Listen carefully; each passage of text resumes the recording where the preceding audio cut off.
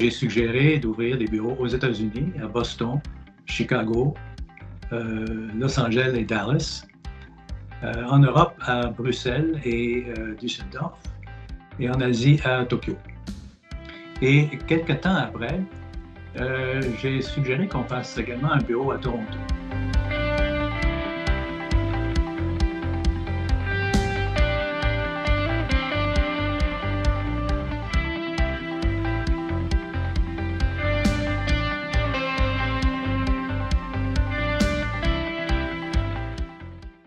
Bon, alors, il faut se replacer dans le contexte des années 60 à 70. Et à ce moment-là, il y a une accélération de la Révolution tranquille au Québec. Et ça passe par la création d'un ministère de l'Éducation, la régie de l'assurance maladie du Québec, la nationalisation de l'électricité, l'expansion d'Hydro-Québec, l'inauguration de Manic 5 et la fondation de la Caisse de dépôt et placement, et même de par l'Expo 67. Ça, ce sont les années 60 à 70. Le gouvernement, à cette époque-là, développait ses missions et ses programmes.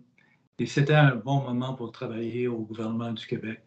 On avait le sentiment de participer à bâtir, contribuer à bâtir le Québec. En 1972, à l'international, le Québec avait 3 délégations générales, Paris, Londres et New York, et un bureau qui était seulement économique à Milan. Ça, c'était sous le ministère des Affaires intergouvernementales du Québec. Moi, j'étais au ministère de l'Industrie et du Commerce, directeur des services internationaux. On s'occupait de l'accueil des investissements étrangers, du développement des exportations par le biais d'expositions, de missions commerciales, des accords de fabrication sous licence et ainsi de suite. Un jour, à l'invitation de M. Claude Morin, qui était sous-ministre des Affaires intergouvernementales à l'époque, à la suggestion sans doute de mon sous-ministre, M. Michel Bélanger, au ministère de l'Industrie et du Commerce, M. Morin m'a demandé de faire des recommandations pour l'ouverture de bureaux économiques additionnels à l'étranger.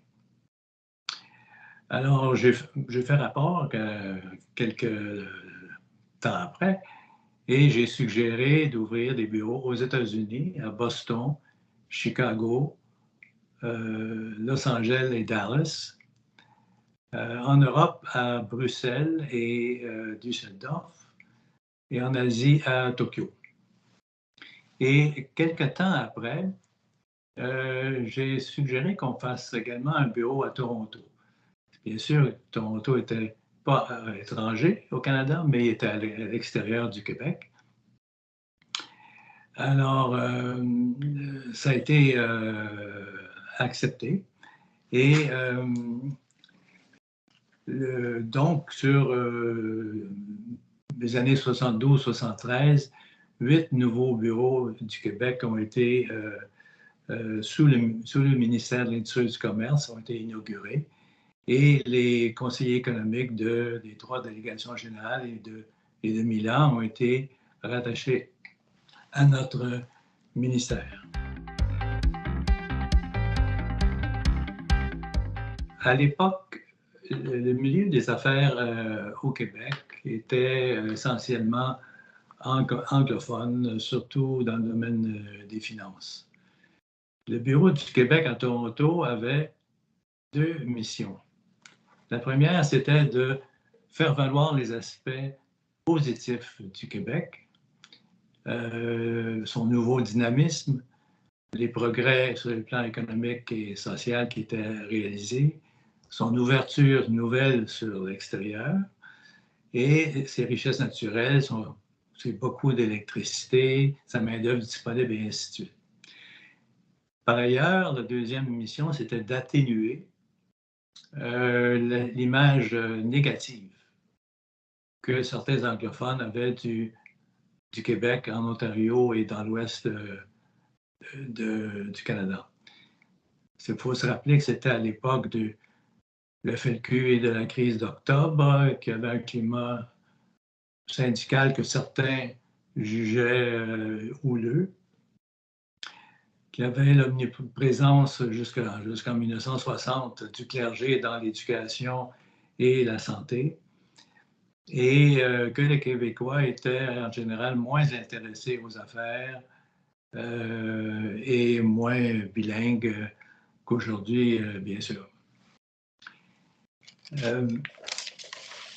Les moyens que se donnait le bureau du Québec à Toronto, c'était donc des relations dans les milieux d'affaires, chambre de commerce par exemple, surtout à Toronto, un peu aussi Calgary, Vancouver, les relations avec les médias,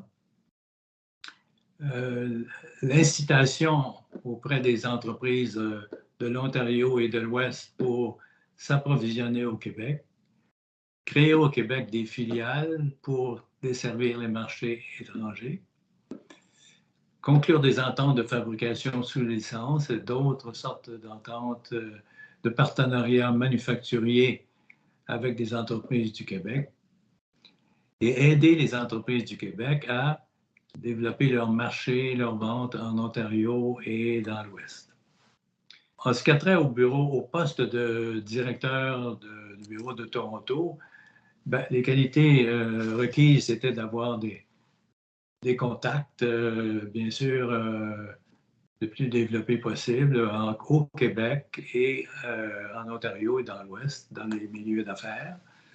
Des contacts dans les médias aussi, des habiletés de communication et de relations publiques, bien sûr, et une connaissance et une bonne appréciation du Québec, de son développement économique et de ses caractéristiques culturelles. Alors, nous avons embauché M. Thomas Moore en 1972.